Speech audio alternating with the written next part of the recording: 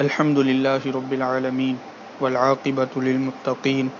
والصلاة والسلام على أشرف الأنبياء وسيد المرسلين أما بعد فأعوذ بالله من الشيطان الرجيم بسم الله الرحمن الرحيم الصلاة والسلام عليك يا رسول الله وعلى آلك وأصحابك يا حبيب الله أما بعد فأعوذ بالله من الشيطان الرجيم بسم الله الرحمن الرحيم واذكروا إذ أنتم قليل مستضعفون في الأرض تخافون أن يتخطفكم الناس فآواكم وأيدكم بنصره ورزقكم من الطيبات لعلكم تشكرون صدق الله مولانا العظيم وبلغنا رسوله النبي الكريم الأمين۔ اللہ تبارک و تعالیٰ کا ارشاد گرامی ہے وَاذْكُرُوا إِذْ أَنْتُمْ قَلِيلٌ، اور یاد کرو کہ جب تم زمین میں تھوڑے تھے، مستضعفون فی الارض، دبے ہوئے تھے زمین میں، تخافون، تمہیں ڈر تھا، تم ڈرتے تھے، ان یتخطفکم الناس، کہ کہیں لوگ تمہیں اچک کر نہ لے جائیں، فآواکم، تو اللہ تبارک و تعالی نے تمہیں ٹھکانہ دیا، وأیدکم بنصرہ، اور اپنی مدد سے تمہیں قوت عطا کی، ورزقکم من الطیبات، اور تمہیں پاکیزہ چیزوں کا رزق دیا، لعلکم تشکرون، تاکہ تم شکر ادا کرو۔ اللہ تبارک و تعالی نے اس آیت مبارکہ میں ایمان والوں کو اپنی نعمتیں یاد دلائی ہیں اور ارشاد فرمایا ہے کہ اے مہاجرین کے گروہ، یاد کرو وہ وقت کہ جب نبی کریم صلی اللہ علیہ وآلہ وسلم کی بعثت سے پہلے تم تعداد میں کم تھے اور ابتدائی اسلام میں مکہ کی سرزمین پر تمہیں کمزور سمجھا جاتا تھا، اور تم دوسرے شہروں میں سفر کرنے سے ڈرتے تھے کہ کہیں کفار تمہیں لوٹ نہ لیں۔ اللہ عز و جل نے تمہیں مکہ سے مدینہ منتقل کر کے ٹھکانہ دیا۔ مکے میں تم کمزور تھے، تم اقلیت میں تھے، اللہ تبارک و تعالی نے تمہیں مدینہ منتقل کر کے ایک بہترین ٹھکانہ عطا فرمایا اور تم کفار کے شر سے محفوظ ہو گئے، اور اپنی مدد سے تمہیں قوت عطا کی کہ جنگ بدر میں کفار کے دلوں میں تمہاری ہیبت ڈال دی، جس کے نتیجے میں تم اپنے سے 3 گنا بڑے لشکر پر غالب آ گئے،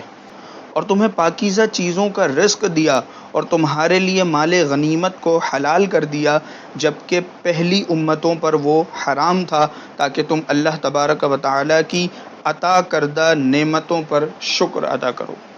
یہ آیت مبارکہ آج کے دور میں اور بالخصوص یہ جو ہماری مملکت خدا داد ملک پاکستان، جو اللہ تبارک و تعالی کی نعمت عظمیٰ ہے اور جو اس نے ہمیں عطا کی ہے، اس نعمت پر بالکل یہ آیت مکمل طور پر فٹ آتی ہے۔ اور اس آیت کا ترجمہ اگر ہم ملک پاکستان کے تناظر میں دیکھیں تو بالکل ایسا لگتا ہے کہ یہ ہم سے ہی خطاب ہو رہا ہے کہ وَاذْكُرُوا إِذْ أَنْتُمْ قَلِيلٌ، اور یاد کرو کہ جب تم ہندوستان میں تھوڑے تھے، اقلیت میں تھے، مستضعفون فی الارض، اور تم دبے ہوئے تھے،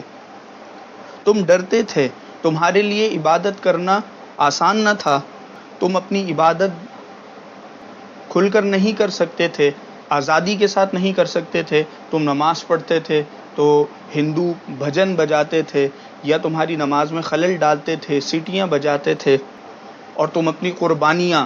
آزادی کے ساتھ ادا نہیں کر سکتے تھے، تم اقلیت میں تھے، تم دبے ہوئے تھے، تخافون ان یتخطفکم الناس، اور تم ڈرتے تھے کہ کہیں لوگ تمہیں اچک نہ لے جائیں، کہ ایک طرف ہندو بھی انتقام لے گا اور دوسری طرف انگریز بھی ہمارے خلاف ہے۔ فآواکم، تو اللہ تبارک و تعالی نے تمہیں ملک پاکستان کی صورت میں ٹھکانہ دیا، وأیدکم بنصرہ، اور اپنی مدد کے ذریعے سے تمہیں قوت دی، تمہیں طاقت بخشی کہ تمہیں